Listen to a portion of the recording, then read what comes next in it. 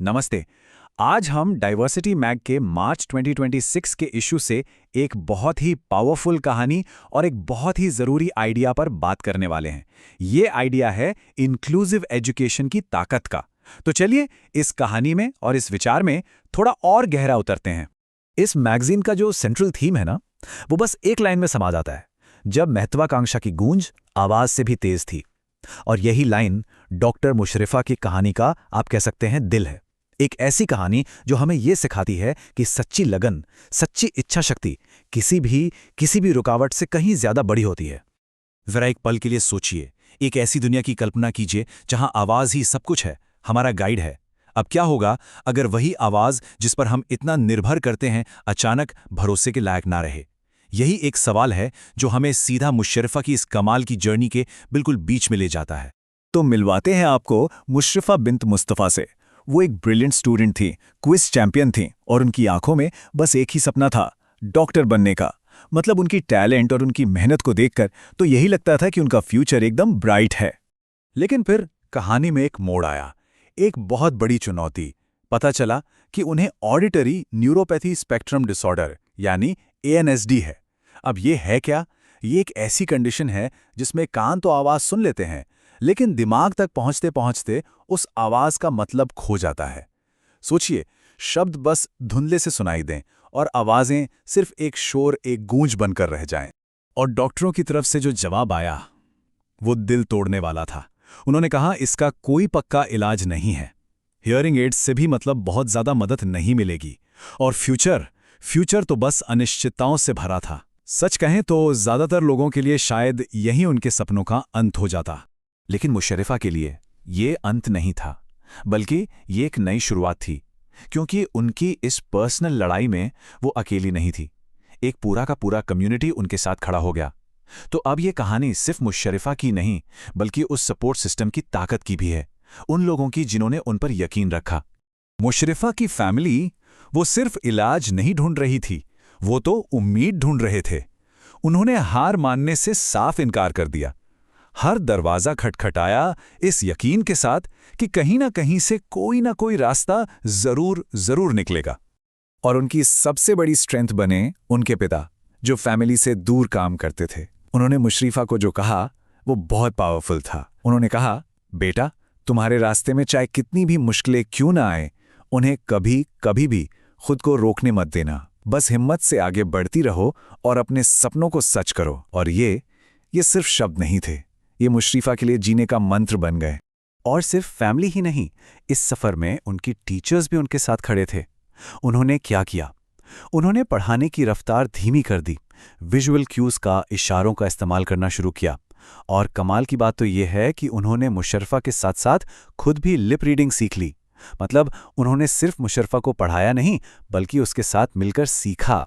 तो मुशर्रफा की ये जो कहानी है ना, ये हमें एक बहुत बड़े और ज़रूरी बदलाव की तरफ ले जाती है। ये बदलाव है स्पेशल एजुकेशन से शेयर्ड एजुकेशन की तरफ। एक ऐसा सिस्टमिक शिफ्ट जिसे हम कहते हैं इंक्लूसिव एजुकेशन। देखिए, स्पेशल एजुकेशन में क्या होता है? अक्सर बच्चों को एक अलग एनवायरनमेंट में पढ़ाया जाता है जिससे वो बाकियों से कट जाते हैं। लेकिन इंक्लूसिव एजुकेशन ठीक इसका उल्टा करती है। ये हर बच्चे को मेन स्ट्रीम क्लासरूम में लाती है। इससे क्या होता है? सबको बराबर मौके मिलते हैं, डिग्निटी मिलती है और एम्पावरमेंट का एहसास होता है। और सही मायनों में सिनर्जी, या कह लें कि असली तालमेल, तभी बनता है जब हर एक बच्चे को सीखने के इस शेयर्ड सफर का हिस्सा बनाया जाए। जब फोकस बच्चे की कमी पर नहीं बल्कि उसकी काबिलियत पर हो। जब हर बच्चे की क्षमता को पहचाना जाए और उसे सम्मान दिया जाए। इस बात को एजुकेटर ब्राइटी बला ने बहुत खूबसूरती से कहा है।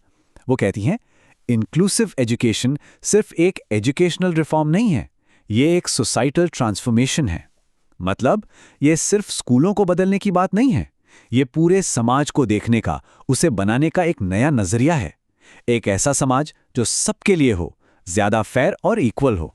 लेकिन जैसा कि हमने कहा, ये बदलाव सिर्फ स्कूलों की चारदीवारी तक सीमित नहीं रह सकता।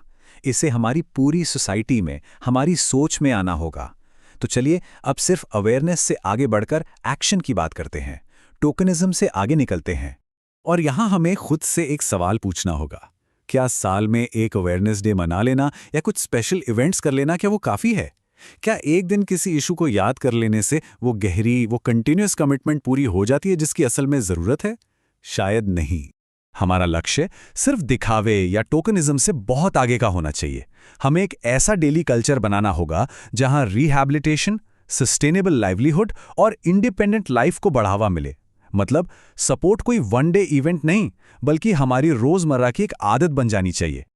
और जब हम ऐसा करते हैं ना, तो जो रिजल्ट्स मिलते हैं वो वाकई एक्स्ट्रॉर्डिनरी होते हैं।